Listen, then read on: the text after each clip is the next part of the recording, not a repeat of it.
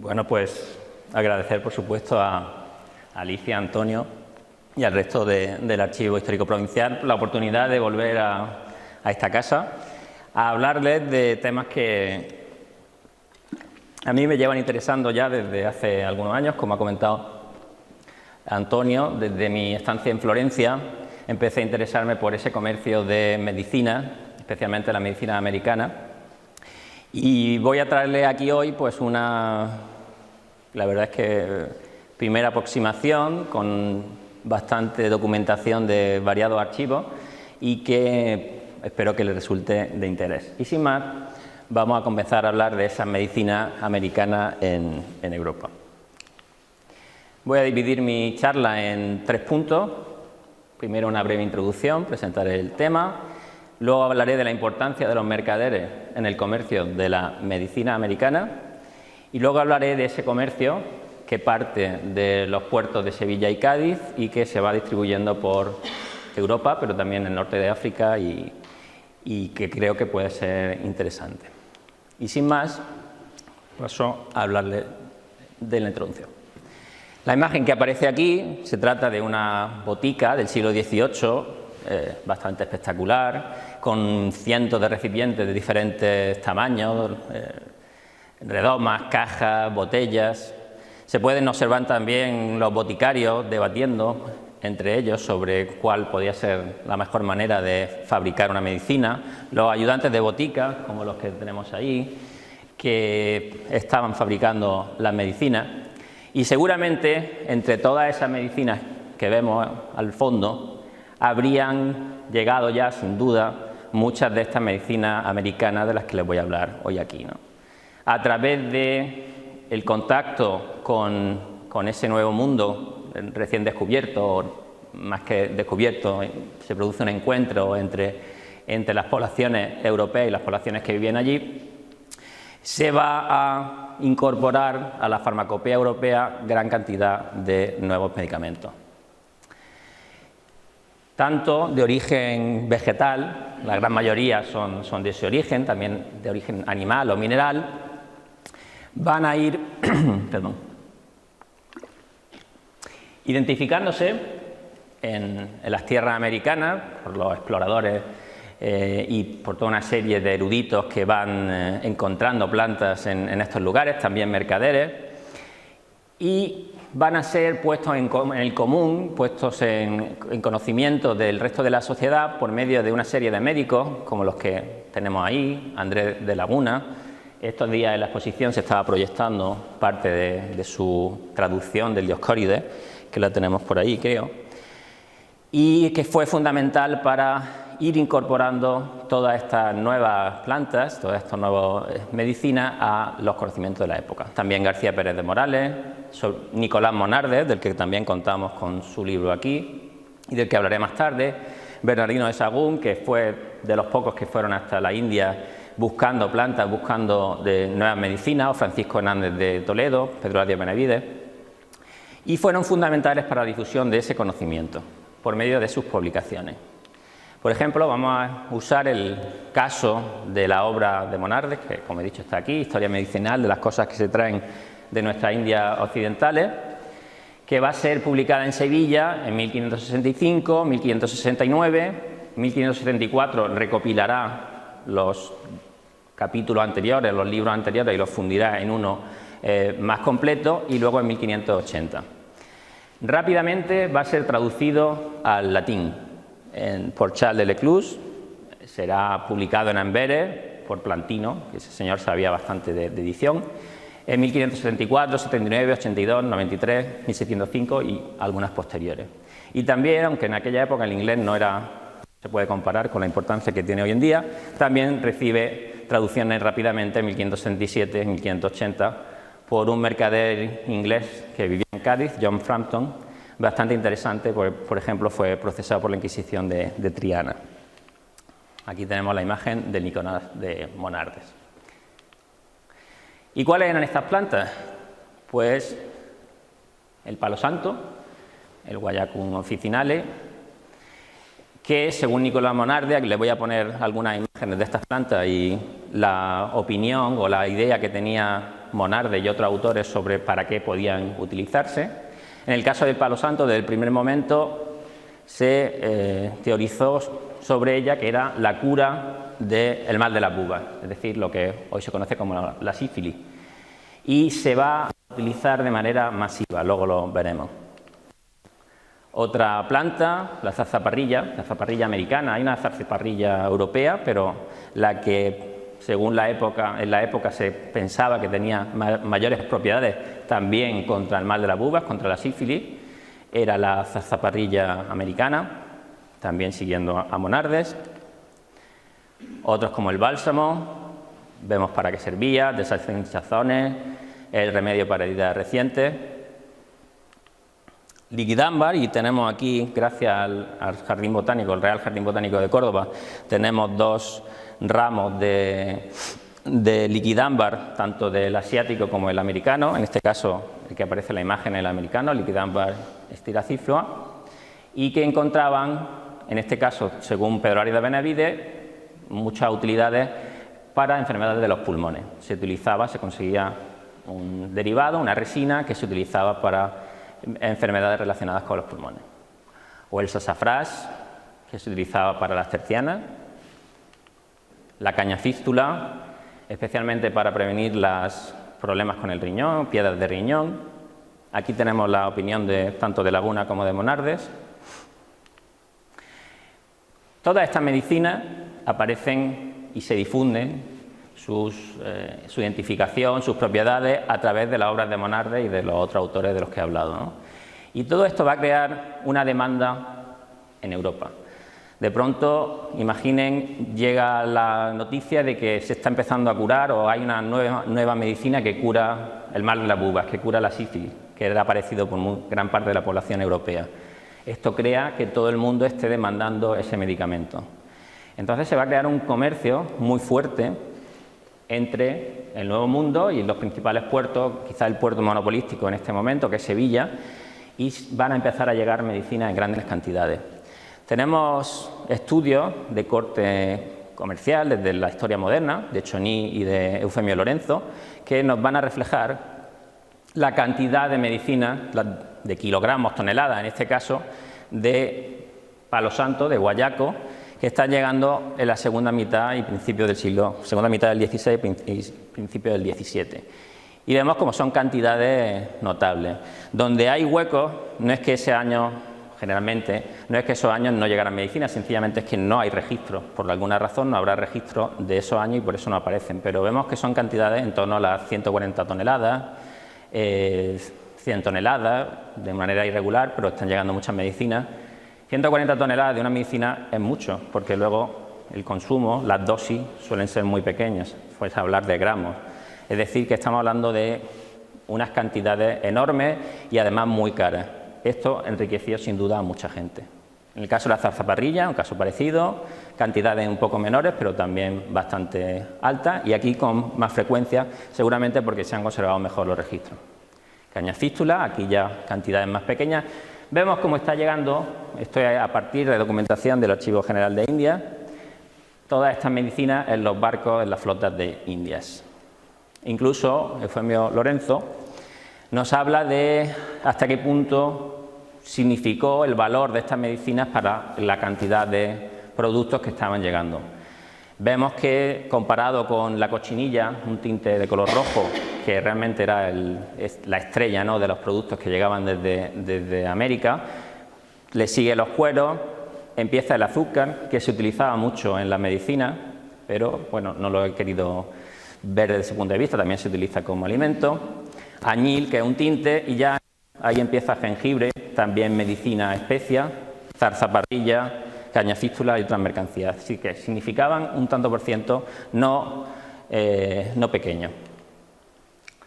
Sin embargo, pese a esto, hasta la fecha, cuando se habla del impacto que tuvieron estas medicinas americanas en la farmacopea, es decir, en el uso y en la medicina que se utilizó en la Europa de la época, del siglo XVI, autores, casi todos anglosajones, como Ewan, Sauer o Talbot, nos dicen que prácticamente estas medicinas americanas no tuvieron impacto en el resto de Europa.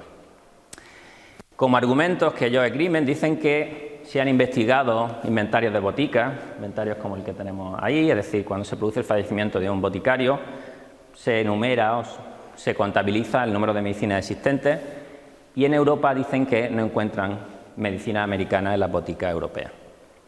También hablan como argumento que, salvo los tratados españoles, prácticamente no se ha incorporado todo ese conocimiento de medicina americana a los tratados médicos, tratados botánicos de otros países. Yo creo que solo ver las traducciones que tiene la obra de Monardes ya refuta un poco esta teoría, pero bueno. El caso es que un artículo de 2001 de Teresa Auguste-Hermès en la prestigiosa revista Medical History decía que planteaba esta paradoja, ¿no? Está llegando masivamente toneladas y toneladas de medicina a Sevilla y a Cádiz y, sin embargo, parece que no se difunden por Europa, parece que acaban ahí. Una pregunta, una situación bastante irregular, ¿no?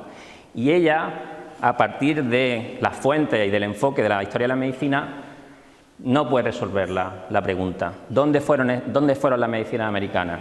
No lo sabe responder, pero ella dice, conociendo el comercio que había con Europa, seguramente esas medicinas acabarían en el resto de Europa.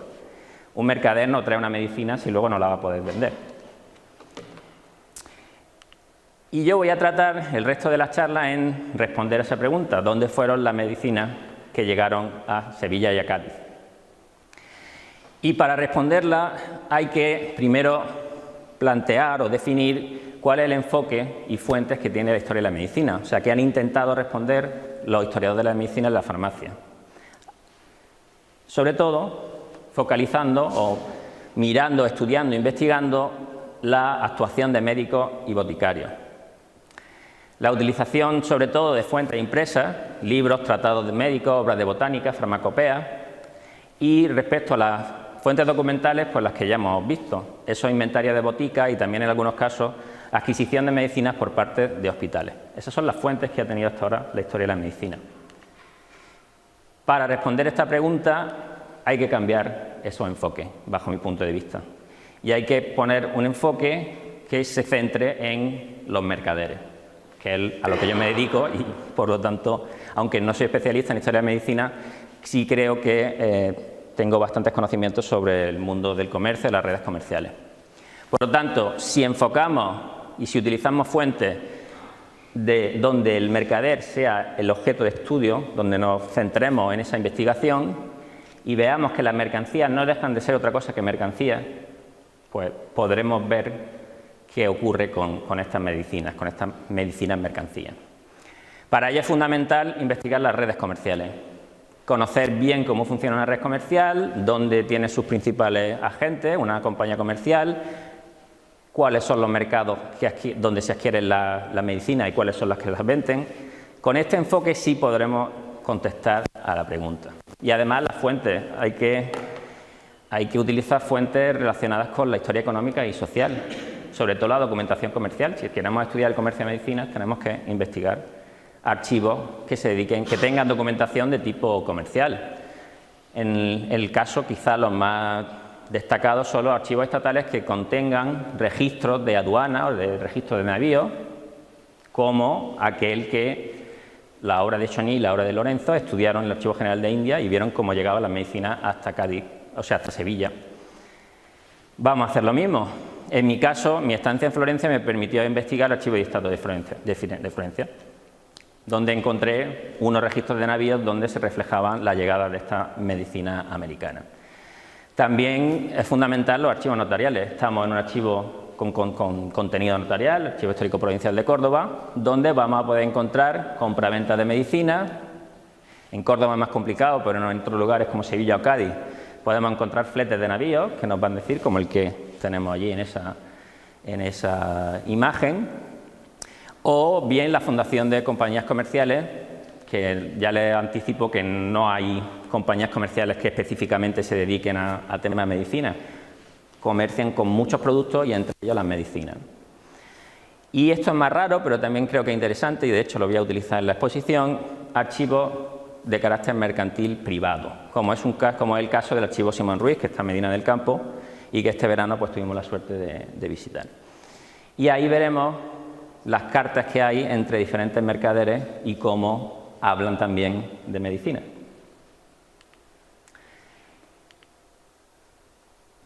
Bueno, voy a seguir con mi enfoque sobre los mercaderes, ¿no? Si investigamos los mercaderes, los flujos comerciales, los lugares de producción, los lugares de consumo, y focalizamos nuestro interés en los agentes, o sea, en el mercader como agente del comercio de medicina, como he dicho antes, podremos verlo, ¿no? Podremos investigar bien lo que se está produciendo. Les voy a poner un ejemplo que creo que puede aclarar bastante la manera de actuar de estos mercaderes. Desgraciadamente no cuento con un ejemplo de una medicina americana, pero básicamente para una medicina americana sería parecido. En este caso es de ruibarbo, una raíz que tiene su origen en China, que en Europa se demandaba como un laxante suave y también se utilizaba para mezclando con otras componentes para hacer otras medicinas, y que en esta época, en el siglo XVI, llegaba a Europa a través de Venecia por sus contactos con el Imperio Otomano. Les presento aquí a dos mercaderes, a Simón Ruiz de Envito, que es sobre el cual se construye el archivo Simón Ruiz de Medina del Campo, y uno de sus socios, agentes, amigos, que estaba en Florencia, que es Baltasar Suárez La Concha. Ambos mercaderes son de origen judeo converso. El abuelo de Baltasar Suárez era Jacob Galjón, un judío segoviano, lo que no le impidió pues, ascender socialmente de manera espectacular y casarse con la cuñada del duque de la Toscana. Pero bueno, eso hoy es lo de menos. Vamos a ver cómo en una serie de cartas cruzadas van a hablar sobre el tema del ruibarbo. Para ello, pues, voy a escenificarlo, si se me permite, por medio de una especie de diálogo entre los dos mercaderes. Tenemos en un primer momento una carta del 26 de octubre de 1582 que escribe Simón Ruiz desde Medina del Campo y que dice lo siguiente: no hay ruibarbo. En España casi no se halla una onza. Cuando hay comillas es que estoy transcribiendo directamente, ¿no? El primero que lo trujere ganará muchos dineros. Tengo información de que Sebastián Pascual ha enviado gran cantidad desde Venecia, donde dícenme que habrá gran cantidad de ello, pero la nao donde venía fue tomada de moros. Seguramente está refiriéndose a pirata berberisco. Compre vuestra merced, se está refiriendo a Baltasar Suárez La Concha, 50 libras castellanas, lo que equivale a unos 23 kilogramos, que sea en extremo bueno y que si no lo fuere tal, no se compre. Vemos como el mercader tiene muy claro el producto que quiere. Y además nos dice, el mejor ruibarbo debe ser muy pesado y enjuto. Y además, no solamente le pide el tipo de ruibarbo que quiere, sino además la vía por la que se lo va a demandar. Y la vía que le solicita es una vía por tierra, tiene que llegar el ruibarbo desde Venecia hasta Medina del Campo, y le dice, una opción es que me lo mande por costa, como sabe, a lomos de caballo, que van haciendo una serie de etapas, de una manera muy rápida, y que en pocas semanas se llegará de un lugar a otro. El agente que tiene, Baltasar Suárez no está en Venecia, está en Florencia, pero le dice que su agente, Antonio Valderrama, que sí está en Venecia, envíe el ruibarbo a Lyon, donde están los Bombici, que son los mercaderes italianos, mercaderes banqueros, que tienen buenos contactos con Simón Ruiz, que lo transporten hasta Bayona, y ahí unos agentes castellanos de Simón Ruiz lo recogerán y lo llevarán hasta Medina del Campo. Esta es la ruta, una ruta que le sugiere. Siempre que no hubiera barcos en Venecia preparados para salir inmediatamente para las costas españolas. Ahí el viaje sería llevar el ruibarbo por barco hasta Alicante o Cartagena, y desde Alicante o Cartagena al interior de Castilla, hasta Medina del Campo. De nuevo, el agente aquí va a ser Antonio Valderrama, ese agente Baltasar Suárez en Venecia. Termina la carta Simón Ruiz diciendo que en este asunto no hay término medio. O se gana el 500% o se pierde todo, si es que alguien ha llegado antes con una cantidad decente de ruibarbo, ¿no? Bueno, ahí acaba la carta. Estamos en un mundo globalizado a finales del siglo XVI, pero mucho más lento.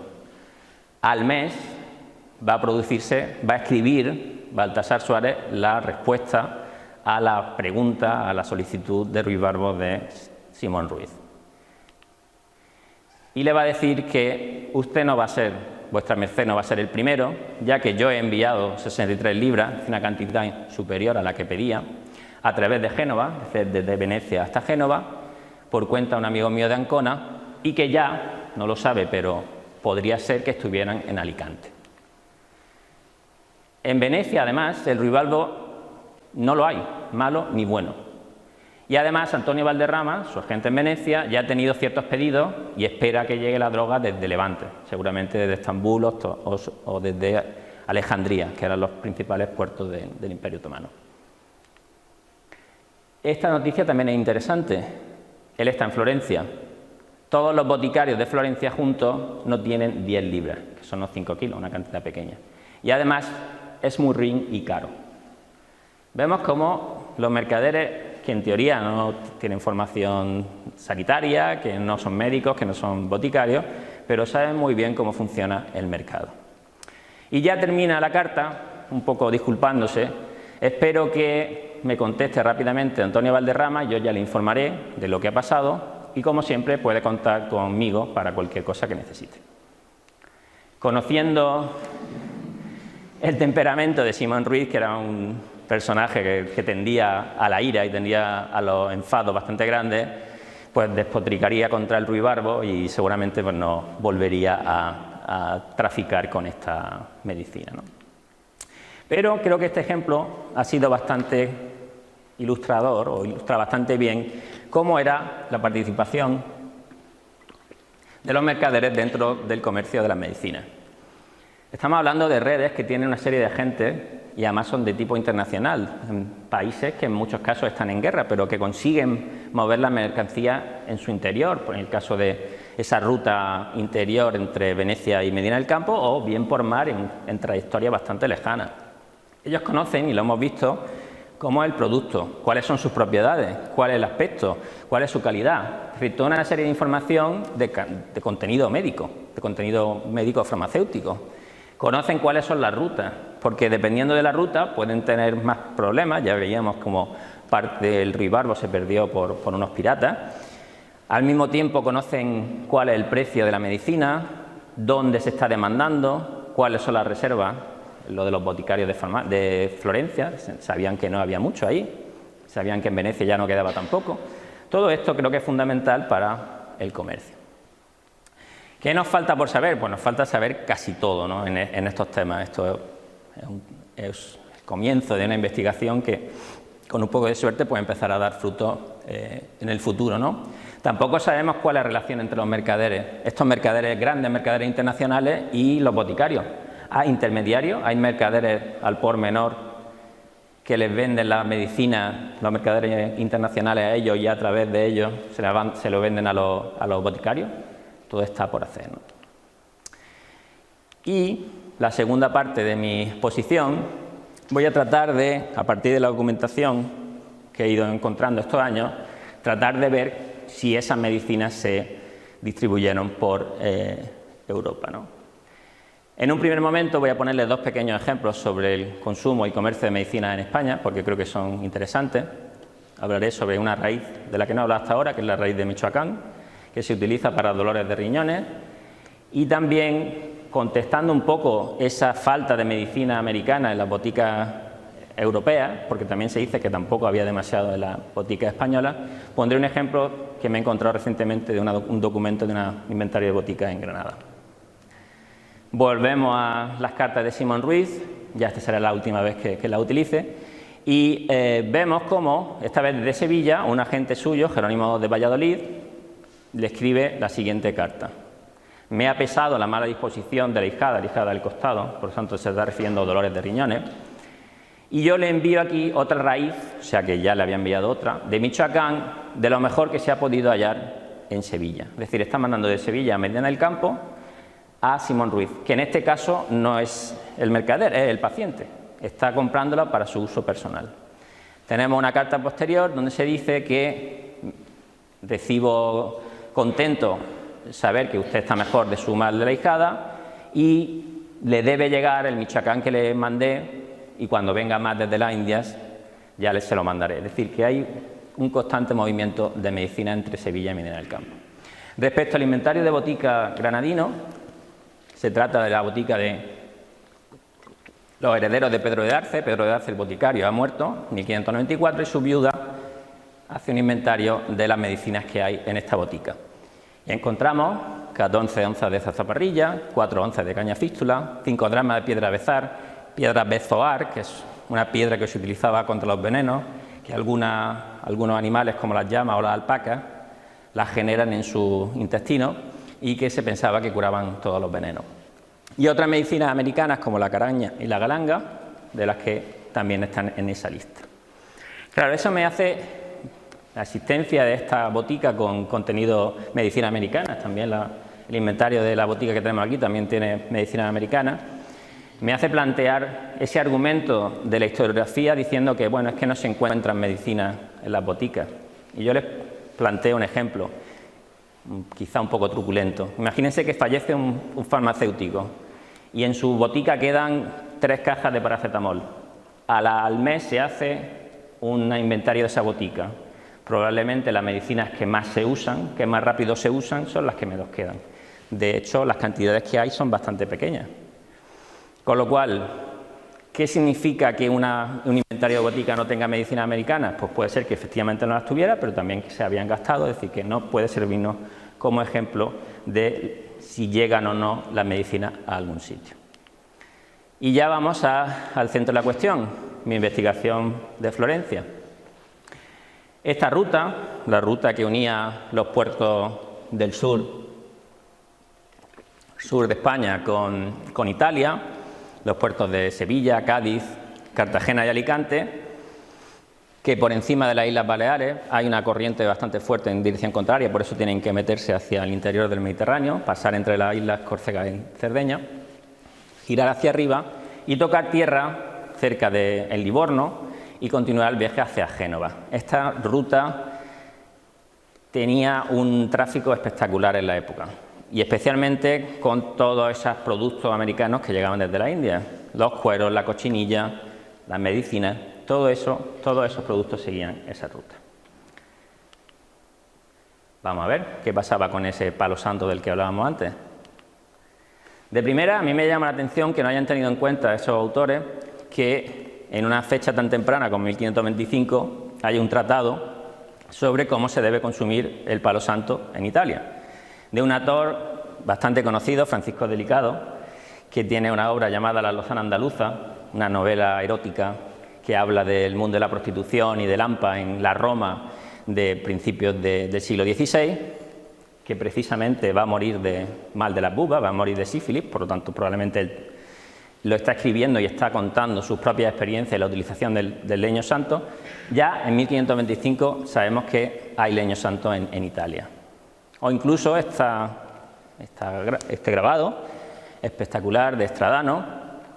Estradano hace una recopilación de las grandes maravillas de su época, estamos hablando a finales del siglo XVI, donde hay fábricas de cañones, ingenios de azúcar y de la utilización del palo santo, el leño santo, como se dice en italiano, para curar el mal de las bubas, para curar la sífilis. Y en este gráfico aparecen todos los pasos que se hacen. A partir de troncos, de trozos, en italiano pezzi, de leño santo, se cortan de una manera determinada, se hierven, se añaden cierta agua y ciertas medicinas y luego el paciente los consume, ¿no? Si se fijan... Si se fijan en ese cuadro, aunque no se ve demasiado bien, parece que es una fiesta donde que están disfrutando de la fiesta se va con una mujer a la cama. En aquella época se decía aquello de una noche con Venus y toda la vida con Mercurio, porque con mercuriales se solía curar también la sífilis. Pero es curioso, ¿no?, que en el siglo XVI que este Estradano esté poniendo el ejemplo del uso del leño santo en Europa para curar la sífilis. Y la realidad es que sí que hay referencias de llegada de estas medicinas a Italia. Una obra como la de Enrique Ote, un erudito que trabajó sobre todo Sevilla, ya publicó hace muchos años pues este envío, ¿no?, de un mercader milanés, junto con un mercader florentín, que están mandando desde Sevilla 45 fardos de palo guayaco, estamos hablando de casi 5.000 kilos, y 3 cajas de corteza, porque el tronco tenía unas propiedades y la corteza tenía otras, generalmente se tomaban mezclándolas los dos, y que en esta fecha ya se está llegando. Bueno. En mi investigación en Florencia, en el Archivo de Estado de Firenze, he trabajado en una documentación que se llama las portas de navi, es decir, registro de navíos. Yo he visto unos 700 barcos, registros de 700 barcos que vienen desde Sevilla, Cádiz y Alicante, y que llegan al puerto de Livorno, puerto de la Toscana. Y aparecen todo el inventario de las mercancías en general, y en este caso, si nos fijamos un poquito más, de 2 cases de escorza de leño santo, o sea, 2 cajas de corteza de palo santo, y al mercader que van destinadas, Álvaro de Luiña, parece que pone, o abajo otras 11 petsi, trozos de leño santo, y una caja de corteza de leño santo, de palo santo, que va a Giuliano Seraglio. Curioso, porque este documento me lo facilitó una historiadora del arte que estaba investigando las obras de Stradano, Lia Markley, en Florencia, ahora está en la Biblioteca Newberry de Chicago, y ella le interesaba desde el punto de vista artístico, pero claro, esta fuente es muy rica para el mundo comercial, que es lo que me interesa, y a partir de este hallazgo me puse a ver todos los inventarios, y con eso he plasmado en esta gráfica de aquí, donde se reflejan unos 70 barcos que contenían palo santo, toda la llegada de ese palo santo al puerto de Livorno. Hay que decir que los años que no tienen cantidades, en muchos casos significa que no tenemos documentación al respecto, no que no llegaran en ese año. Y además hay bastantes huecos. Sin embargo, podemos ver que se alcanzan cantidades notables. Quizá el dato de los casi 60.000 kilos del año 1574 pues está un poco fuera de escala. Sin embargo, la parte que mejor conocemos, que tenemos mejor documentación, entre los años 1580 y 1587, ahí vemos llegadas de unos 10.000 hasta 40.000 kilos de leño santo, de palo santo, que es una cantidad bastante notable. Mucho de este palo santo se reenviaría a otros lugares europeos a través del puerto de Livorno. Algunos de ellos sabemos que va a Génova, otros va a Civitavecchia, lo que es decir, el puerto de Roma, y mucho de esta medicina se introduciría en Europa por la península itálica. Si nos fijamos en los mercaderes que están importando este palo santo, vemos 4, aquí he traído aquí 4 de ellos: Carlo del Nero, la compañía Caponi Neretti. La compañía Caponi Neretti es, tal vez, después de la compañía Salviati, la compañía más fuerte en Florencia, y esta compañía se dedica a importar todo tipo de productos, no solo palo santo, o sea que estos son grandes importadores de todo tipo de mercancías. Y vemos, curiosamente, en tercer lugar a Baltasar Suárez, el correspondiente de Simón Ruiz que hemos visto hasta hace un momento. Es lógico, puesto que él tenía buenos contactos en Castilla, que importara palo santo desde la India. Y finalmente Ettore Buonaccorsi. Como digo, son grandes importadores de todo tipo de mercancías.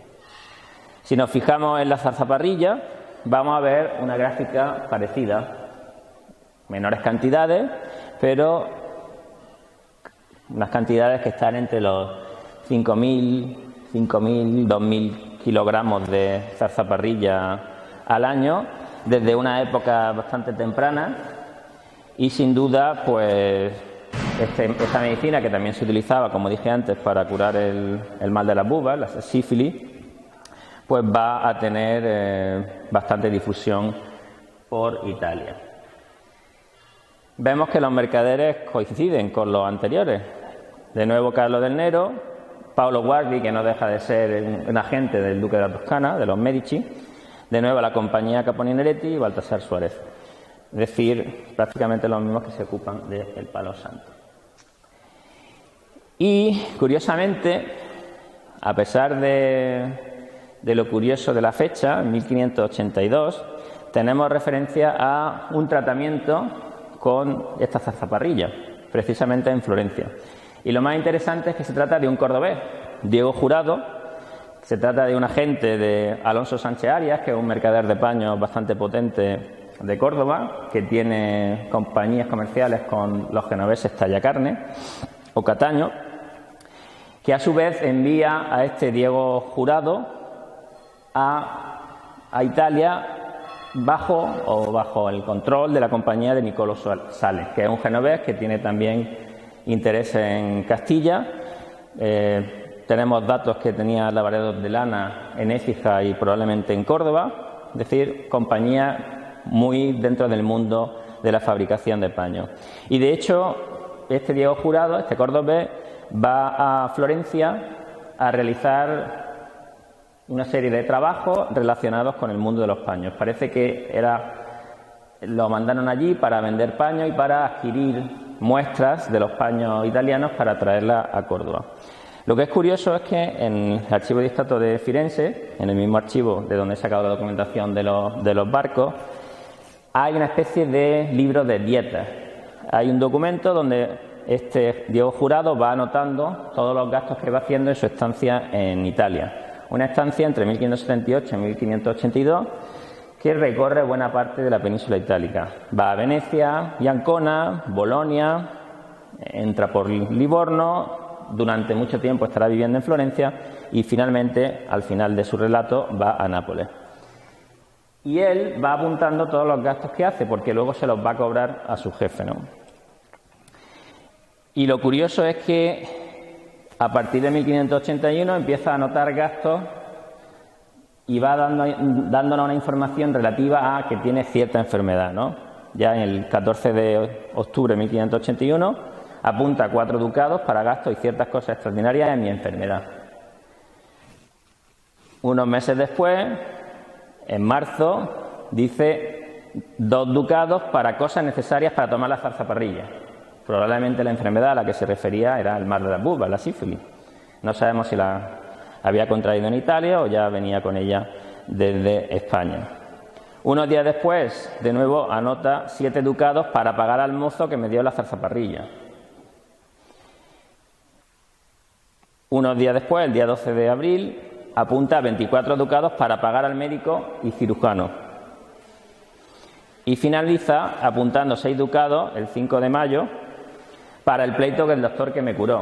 O sea, pleiteó con su médico, por lo cual adivinamos que probablemente no se llegara a curar de esa enfermedad que le afligía.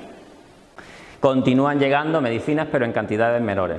Sasafrás, que habíamos hablado al principio, solamente tengo registro de 2 navíos, pero casi 1000 kilos en ellos. También un mercader, en este caso burgalés, y 2 mercaderes italianos. Como vemos, casi todos los grandes importadores son florentinos, pero bueno, están en Florencia y los mercaderes florentinos son muy potentes. Otras medicinas como cañafístula, en este caso ya cantidades pequeñas, más pequeñas, 3 cajas que vienen en la nave La Trinidad de Sevilla, a ese agente del duque de la Toscana, de Paolo Guardi, o un bote que viene para reverendo Fray Gio de Leccelano, o sea que probablemente tendría calentura, tendría terciana y utilizaría esa medicina para curarse. Ese ruibarbo de Michoacán, esa raíz que veíamos que utilizaba Simón Ruiz, también va a llegar a Italia al bordo del galeón Santa María de la Sierra, que procedía de Alicante, y esos 2 importadores, Carlos y Felipe del Nero, que veíamos como también importaban palo santo y zarzaparrilla, una cajita, una cantidad mucho más pequeña, para Lorenzo Carignani, o un cajón que llega a 1590 a Berti. Es decir, que tenemos bastantes informaciones. De bálsamo, baselamen italiano, una caja para Campani, ¿no? Liquidambar, que es esta planta que tenemos aquí, que se utilizaba para temas de pulmones, la compra Clemente Los Albici, una botella que viene desde Cádiz. Es decir, tenemos referencias en algunos casos de algunas medicinas, muchas cantidades muy notables, y en otras más cantidades testimoniales. Respecto a la corona de Aragón, la he traído aquí porque es bastante interesante cómo se crean redes comerciales completamente distintas a las anteriores que hemos visto, a las florentinas y a las genovesas. Y además tiene cierta curiosidad porque se trata de mercaderes catalanes que van a instalarse en la ciudad de Cádiz y que van a tener un contacto bastante íntimo con el Nuevo Mundo, sobre todo con el Caribe. Vamos a encontrarnos a comerciantes como Pedro Vilar, Macián Jerónimo Real y Juan Vendrell, que van a enviar fletes desde Cádiz hasta Cataluña y Valencia. Generalmente la mayoría de ellos son a la ciudad de Barcelona, y que a su vez, y es muy interesante, también hemos reconstruido cómo llegan las medicinas desde América hasta Cádiz, puesto que tenemos información de los agentes que tienen en Santo Domingo o Jamaica y que le están enviando los productos. Por ejemplo, en 1561 tenemos un flete que se produce entre el capitán catalán de Tossa de Mar, Pedro Andrea, y uno de los mercaderes catalanes de Cádiz, que es Juan Vendrell, que va a fletar, y también Pedro Vilar, que va a fletar para estos dos mercaderes. Y es muy interesante porque nos va a decir los productos que están enviando desde Cádiz a Barcelona. En el caso de Pedro Vilar, nos habla de 400 quintales de plomo y palo santo. No sabemos qué cantidad de palo santo iría, pero debería ser bastante. Y también 2 pipas de cáscaras de Guayacán, es decir, otra parte del palo santo, y esta quizá la que se usa más específicamente para curar la sífilis, con lo cual es una información muy interesante. Además, el otro mercader, Juan Vendrell, también vemos que lleva 41 quintales de palo santo, así como otros productos, plomo, estaño, cueros, horchilla, que es un tinte que se extrae de las Islas Canarias.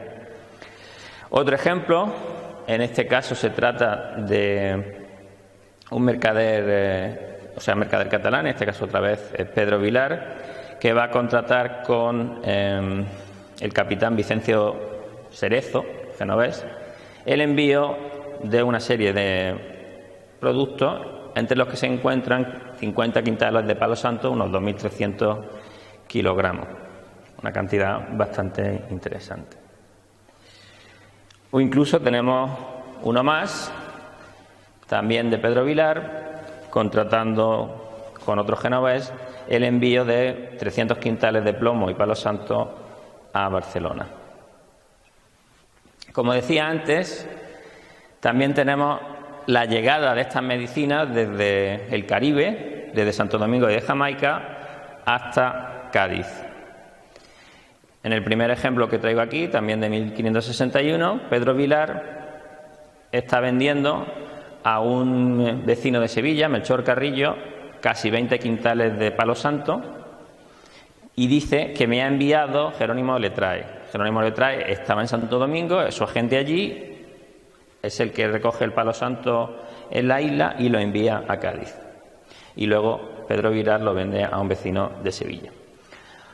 Un ejemplo similar, y quizá este es más interesante, no solo por la cantidad, estamos hablando de casi 7.000 kilogramos de palo guayaco, de palo santo, que además han sido enviados desde la isla de Jamaica por un agente, en este caso de Macián Jerónimo Real, en nombre del gobernador de la isla, es decir, un personaje muy interesante, Hernán Manrique de Rojas, y nos dice que incluso cómo han llegado a bordo del navío del maestre Nosotros, cómo han llegado esos 7.000 kilos de palo santo desde la isla de Jamaica.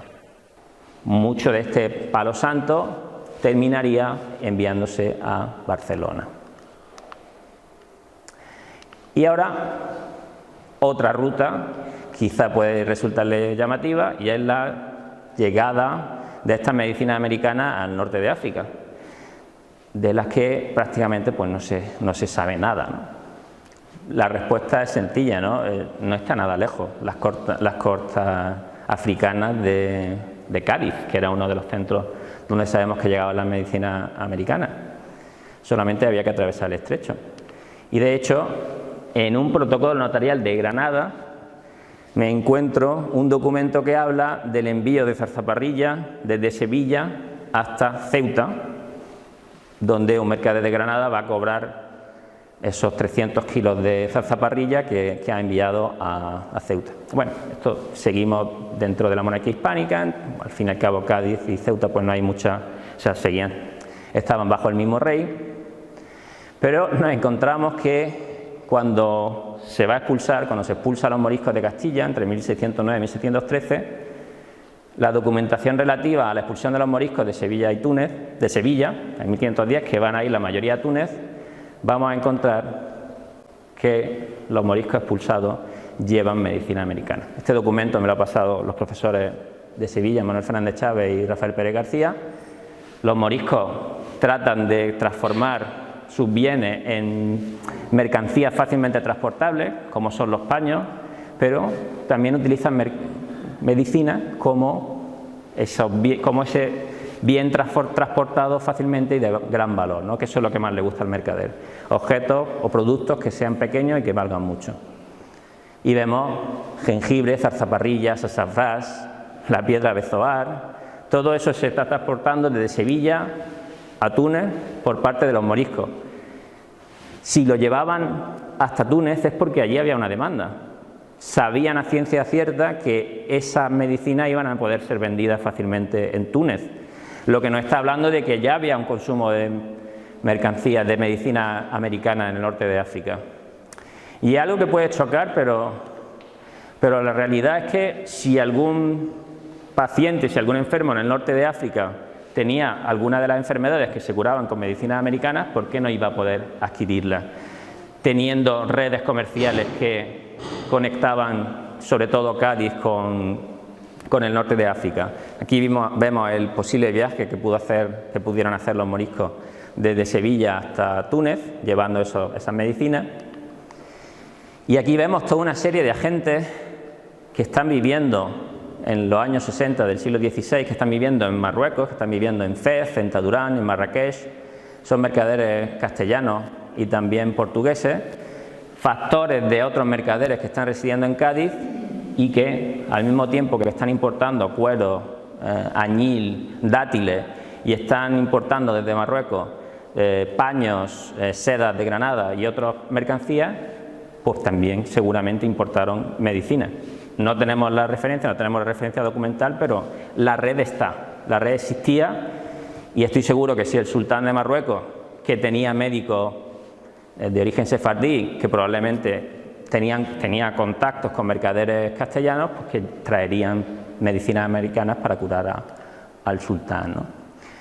Y ya para finalizar, la última ruta de la que les voy a hablar es otra ruta que va hacia el norte, a la Europa del Norte, que sale también de las ciudades de Sevilla y Cádiz y que llega a un gran puerto en la época, que es Amberes. Y Amberes estaba muy bien comunicado con Londres. También Enrique Ote publicó sobre el envío de una cantidad monstruosa de palo santo, 300 quintales, casi 14.000 kilos, que se envía en una fecha con 1540 para Amberes y Middlebrough. Y también Modesto Ulloa nos habla de que se tienen referencias de que en 1583 jengibre, zarzaparrilla, anís y regaliz se vendieron, creo que es un impuesto que cobran en Londres, se vendieron en Londres, por lo tanto también están llegando las zarzaparrillas a Londres. Documentos de archivo, en este caso del archivo de Cádiz, de nuevo caña fístula. Tenemos un documento donde un mercader veneciano está ha comprado una cantidad de un serón y una caja de caña fístula, dice que ha vendido 3 a ciertos azucareros y el resto lo va a enviar a Flandes, es decir que se está mandando caña fístula a Flandes en esa fecha, en 1561. Y la segunda es una compañía comercial que se crea entre un mercader de Cádiz y un mercader flamenco que se va a dedicar a productos bastante curiosos como es el alpiste, los tafetanes finos, que es un tipo de seda que se fabrica sobre todo en Granada, aunque también aquí en Córdoba, y caña fístula como producto. Y están mandando estos productos hasta Amberes, en Amberes los venden y vuelven con anascotes, que es un paño flamenco, para venderlo en Cádiz. Es decir, que aquí hay una compañía que tiene la caña fístula, esta mercancía americana, entre su utilidad. Y ya, concluyendo, yo creo que es importante ese cambio de enfoque, el cambio de enfoque desde los médicos boticarios, desde los inventarios de boticas, a los mercaderes, que son los que realmente están moviendo las medicinas, si las vemos como una mercancía, como a través de estas redes comerciales, y esto es, digamos que he rascado un poquito por encima de lo que ocurrió, con algunos ejemplos, cómo estas medicinas americanas van a distribuirse por toda Europa a través de estas redes comerciales que existían. Y la gran pregunta es, ¿por qué no van a moverse estas medicinas? Si dan dinero, si se pueden vender fácilmente, ¿por qué no se van a transportar de un lado a otro? Para eso es el comercio. Y por tanto, creo que modestamente he demostrado que hay que cambiar esa idea de que el impacto de las medicinas americanas en Europa pues fue prácticamente inexistente. Yo digo que tuvo bastante más impacto del que se pensaba. Y sin más, pues muchas gracias.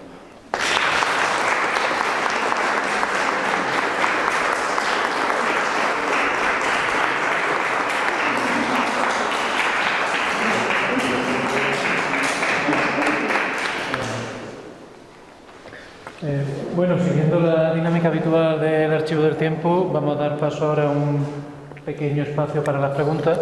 No obstante, yo quería felicitar personalmente aquí al compañero Rafa por la magnífica intervención, porque demuestra perfectamente que Andalucía, la zona bética, ¿no?, fue tanto receptora de toda esa nueva farmacopea como emisora no solamente de mercancías, sino también de conocimiento, ¿no?, a partir de figuras como Monardes, por ejemplo, ¿no? Si alguien tiene alguna duda, no sé si tenemos que tirar de este micro de aquí o alguna pregunta, siéntase completamente libre de hacerla.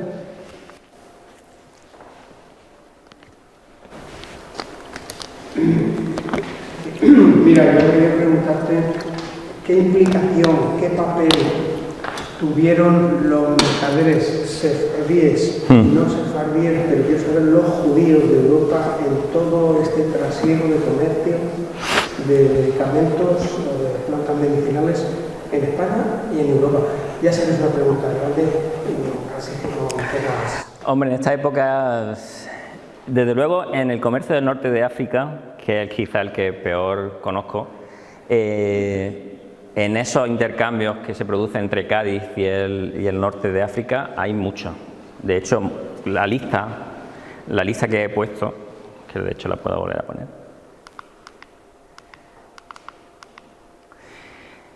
Esta lista se realiza porque hay duda de que estos mercaderes, que son en su gran mayoría judeoconversos, no estén practicando el judaísmo en Marruecos. Y muchos de ellos se tiene sospecha y se sabe a ciencia cierta que eran judíos practicantes en el norte de África en unas fechas como 1562. La participación de mercaderes, ya he hablado de Baltasar Suárez, que él era judeoconverso. Él no sabemos si practicaba de manera encubierta en la religión de su abuelo, pero sí hemos visto, por ejemplo, que en Florencia tenía relaciones con mercaderes judíos de Estambul, dentro de esas redes comerciales. Florencia hay un mercado, o sea, hay una sociedad bastante peculiar, porque hay judíos sin convertir, están estos judeoconversos de origen castellano, que no sabemos si practicarían la religión de sus antepasados también allí, pero es un lugar bastante particular, ¿no? Y en el mundo mercantil los judeoconversos dominan. De los que he hablado, Juan de Lago también es judeoconverso, no hablo aquí de Pedro de Montoya, pero también, es decir, casi toda la colonia de mercaderes castellanos de Florencia son de origen judeoconverso. Y como en muchas facetas, de hecho, desde el Laboratorio de Estudios Judeoconversos, creo que vamos poco a poco reflejando cómo la sociedad castellana estaba llena de judeoconversos en casi todos los lugares sociales, ¿no? Pero en general es que continúan practicando, o sea, la conversión no termina con la participación en el comercio, siguen practicando el comercio, es decir, formaba parte de su manera de vivir, de su manera de su economía, y aunque se convierten, continúan haciéndolo, ¿no? De hecho, en Florencia tuve una entrevista con un profesor judío americano, y él me comentó que para la época había encontrado documentación que hacía referencia a que, desde el punto de vista del judío florentino, él era especialista en la comunidad judía en Florencia, en la época moderna, ¿no? No había diferencia entre los judíos que estaban en Poniente, es decir, los judíos que estaban en el Imperio Otomano, la mayoría también de origen sefardí, y los judíos de Levante, que estaban, me he confundido, son los que están en España, son los de Poniente, que eran judíos conversos, pero para ellos seguían siendo judíos. Con lo cual, pues, bueno, es una sociedad y una época fascinante, ¿no?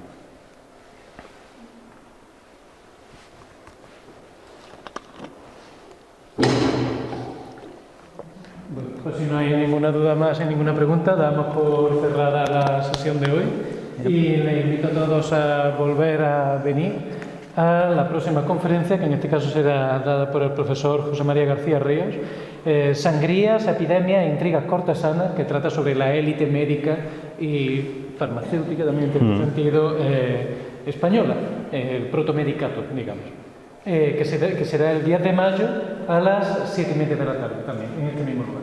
Muchísimas gracias a todos y buenas tardes.